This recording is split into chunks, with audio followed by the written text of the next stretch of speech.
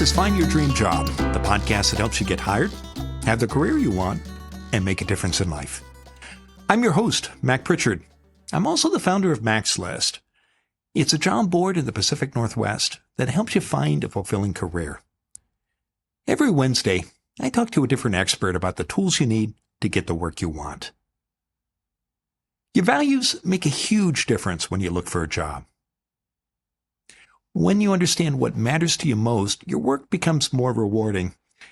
And it also becomes easier to find the employers who offer what you want. Dr. Lucas Moy is here to talk about why you need to know thyself in your job search. He's the Associate Director for Career Services at the University of Washington's Information School. Dr. Moy joins us from Seattle, Washington.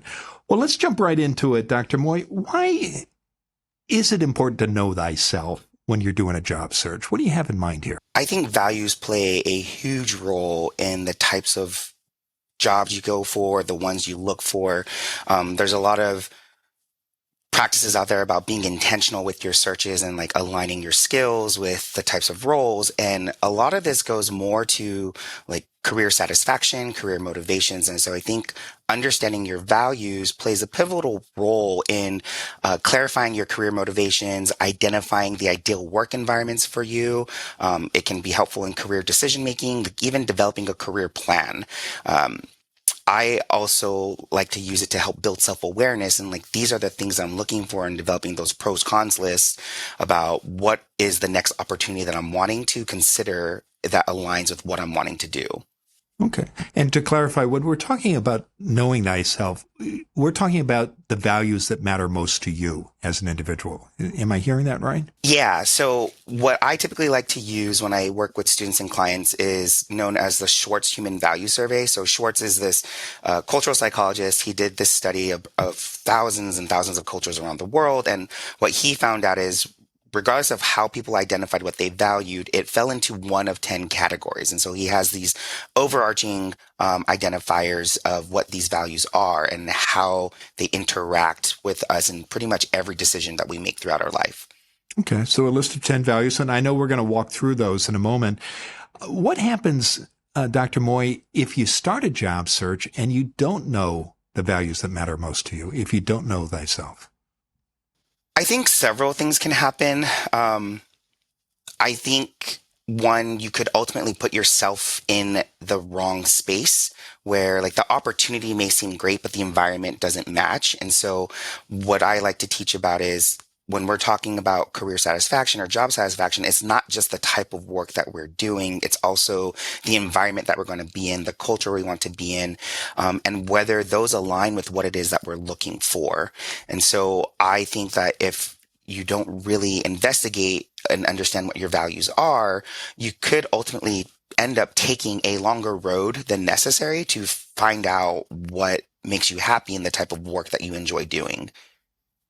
Do you see people who don't invest in understanding the values that matter to them take wrong turns or even find themselves on a road that ultimately leaves them unhappy in their career? I've seen a lot more of the latter. I've seen like this is where a lot of career shifts come in or just career pivots come in where like I'm not happy with what I'm doing. And that tends to be the number one comment that I get when people are looking for that change in their careers. Like, I'm no longer happy with what I'm doing. Like, I'm miserable in this role.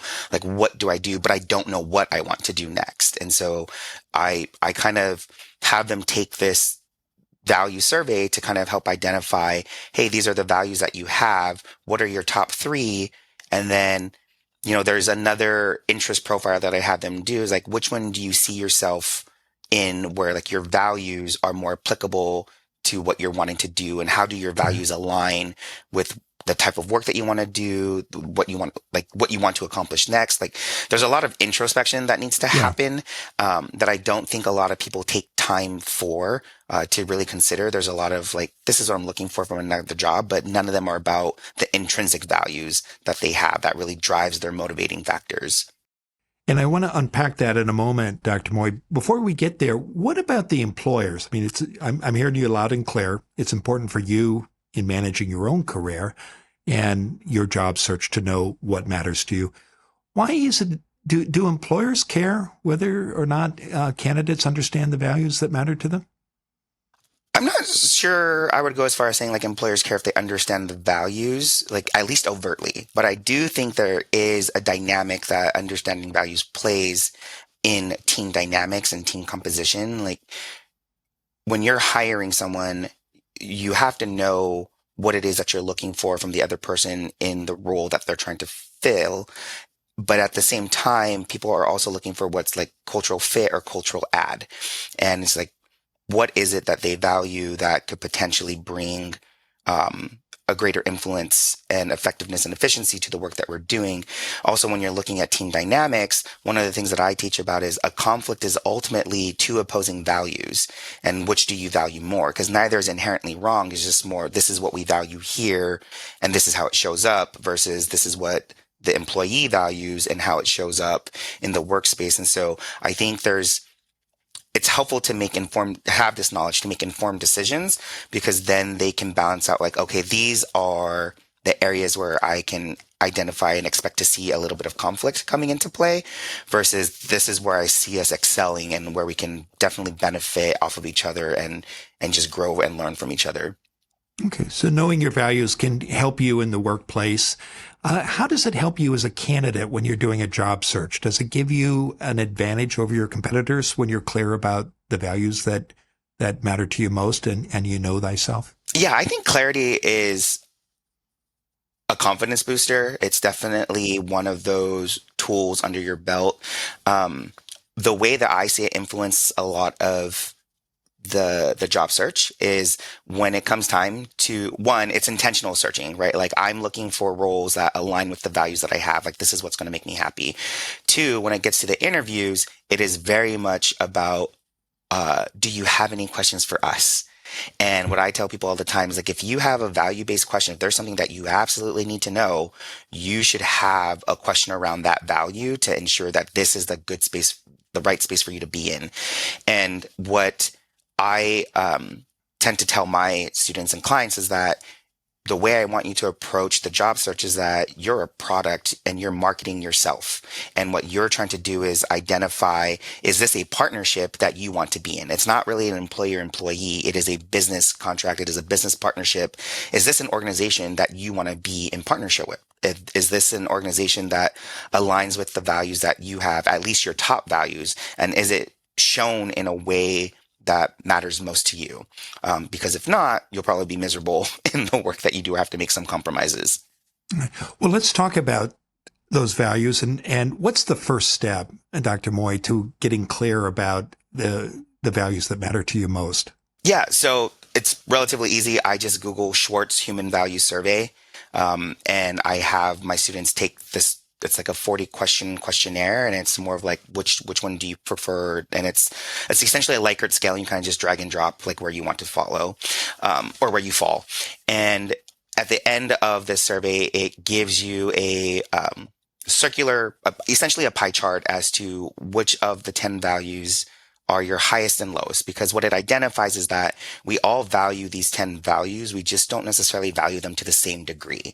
And so those 10 values are self-direction, stimulation, hedonism, achievement, power, security, conformity, tradition, benevolence, and universalism. And however, there are some values that are like directly opposition of each other. And then there are values that complement each other. And I have seen where one value is significantly higher and then the directly opposing one is significantly low. Like for me, tradition is very low for me. And tradition typically shows up in the workspace like, because we've always done this, which makes sense because I also appreciate creativity and innovation. And so like for me, like I wouldn't want to be in a space like, well, we've always done it this way. I'm like, okay, cool. How can we make it better? All right. Well, let's pause there because I want to take a break. And when we come back, I want to talk about once you take that first step and figure out the values that are most important to you, what you do next. So stay with us. When we return, Dr. Lucas Moy will continue to share his advice on why you need to know thyself in your job search.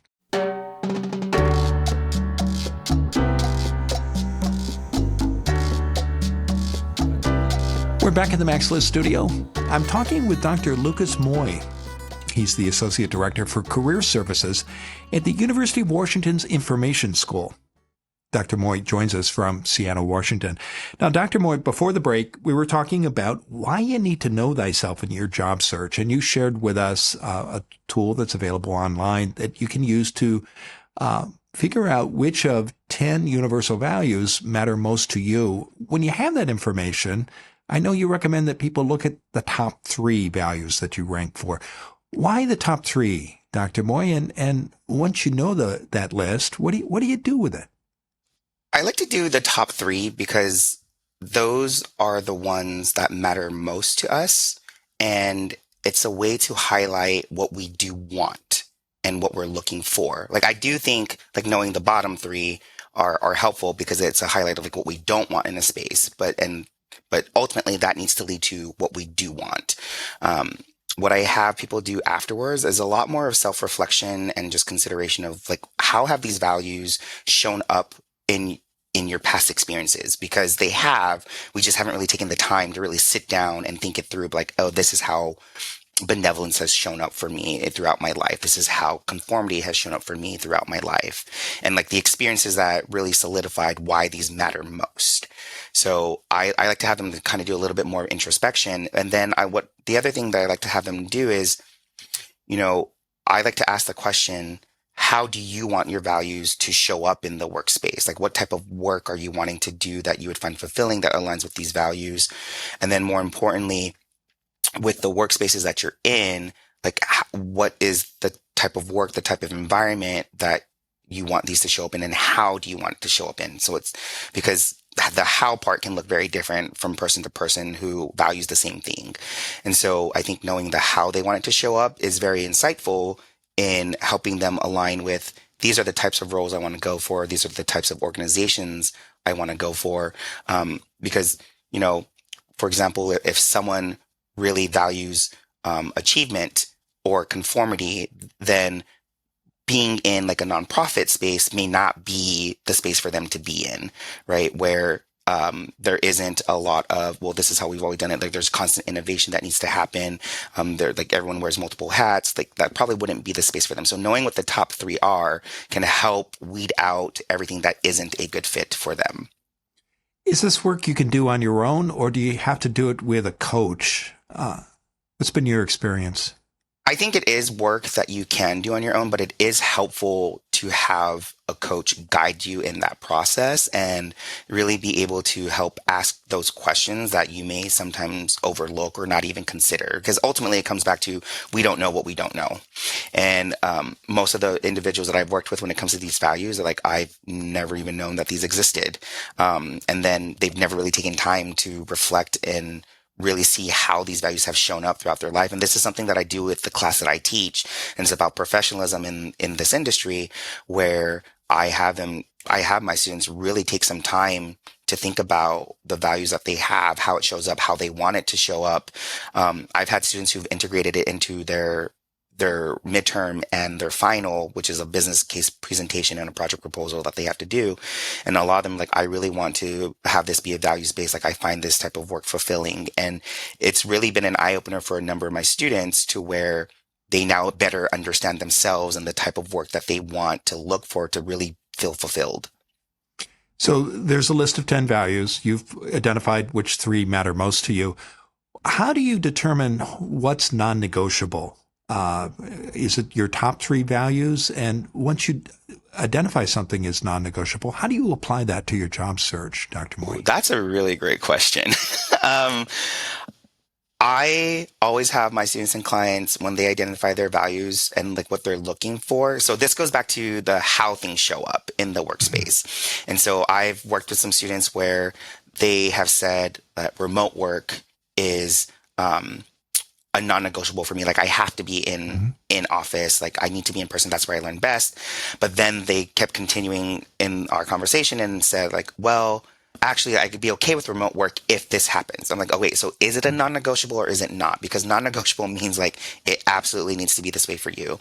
And I think when you have a better understanding of what your situation is and what you value and how you want them to show up, those become imperative and pivotal in the decision making that you get to do, because it's informed decisions. And it's like, if it's okay if it shows up this way, then cool, I can take it. But if not, then I need it to be like this. And this goes back to what I mentioned earlier about this helps with asking the right questions that you need to know to ensure that this is a good partnership for you. And so whether you consider it non-negotiable, I think that's more of the context, but I do think understanding your values and what it is that you're looking for can help you determine what becomes the non-negotiable and what is something that you are willing to negotiate on. Sometimes candidates are reluctant to close the door on opportunities. They think, well, for many reasons, I could do that job. How does knowing your values help you focus your job search and as you move forward? For me, it comes back to career satisfaction. My ex-husband, there were times where he would always send me these job announcements and he's like, oh, I think you'd be good at this. And I would read the job announcement. I could definitely do that. But the type of work that was being listed out there, I'm like, I would not enjoy this. Like, don't get me wrong. I know there's like foot in the door types of jobs and there are placeholder roles. Like if you need income, your situation may dictate what types of roles you're looking for. And I've been in those positions myself. But at the same time, we're talking about career satisfaction. And there's a very big difference between, waking up and be like, oh, I got to go to work and be like, oh my God, I got to go to work, right? Like we want to find some sort of satisfaction. If you're there 40 hours a week, these are people you're going to be engaging with. I personally want to make sure that this is a space that I want to regularly be in, and that where I can be my authentic self and show up authentically and just bring everything, like bring my whole self to the space and really be able to positively contribute. So for me, it also really weeds out the types of roles that I'm not interested in even pursuing. And then from there, when I've identified, well, these are the roles I think I'd be really great at and enjoy doing, going from there to really find out which one is the better fit for me. Like, which is that best fit that I know I'd enjoy doing. This team sounds really great. Or it's like, oh, this doesn't really sound like something I'd enjoy doing based off of the questions that I've asked and how they've answered. So maybe this isn't the right role for me. Sometimes, in addition to people who send us job announcements saying, oh, this might interest you, we have friends or family or colleagues who say, oh, you should do this kind of work. You should pursue this kind of profession. And it might not be anything that we're interested in at all. How does knowing your values help you navigate those choices? So one of the things I have quoted saying to like my students and even like my family is the easiest decision to make is one you've already made. And so when someone, and the example I typically use, like if you're going out to a party and, someone offers you a drink, but you've already decided not to drink, the answer is easy to make. Like, no, I'm good. Thank you. Same thing with the values and the jobs that you're looking for. The question's like, well, have you considered this type of work? Is like, no, like I'm not really interested in that type of work. I'm looking for something that would help me do A, B, and C. So it helps to have more of those intentional conversations, even in the networking space, because if someone brings me that opportunity, I take it in good faith. Like, hey, thank you for thinking of me. Like what made you, like what about me says like I would be good in this role? Like what characteristics do I have? So I can better understand where they're coming from, but then also inform them, these are the spaces, the opportunities I'm really looking for. If you have any opportunities that align with that you think I would be able to do this type of work or apply these values, I'm open to hearing those types of opportunities. And so it really helps to optimize their network even more to really zero in on the intentionality of that job search. In your experience, you're in charge of career services. Can someone have both job satisfaction and a satisfying career if they're not clear about their most important values? I think it's possible. I think it becomes trickier to find or longer to find.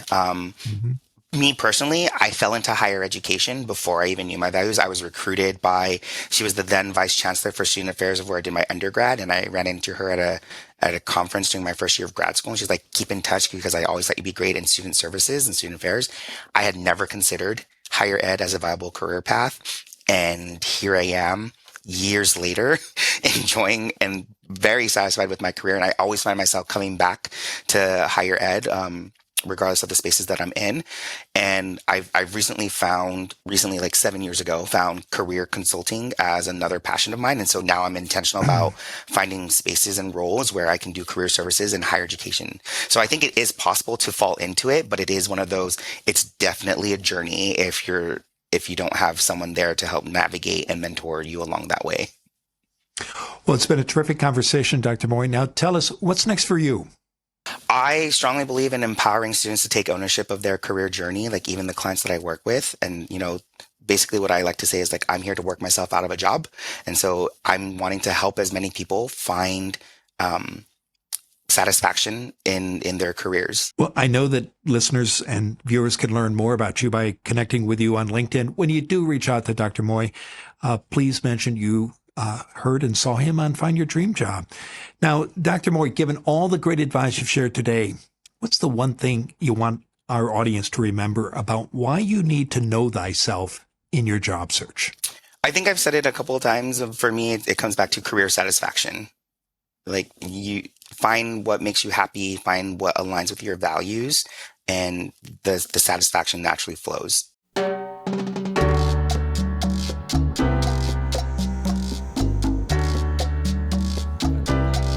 Next week, our guest will be Nikki Schutte.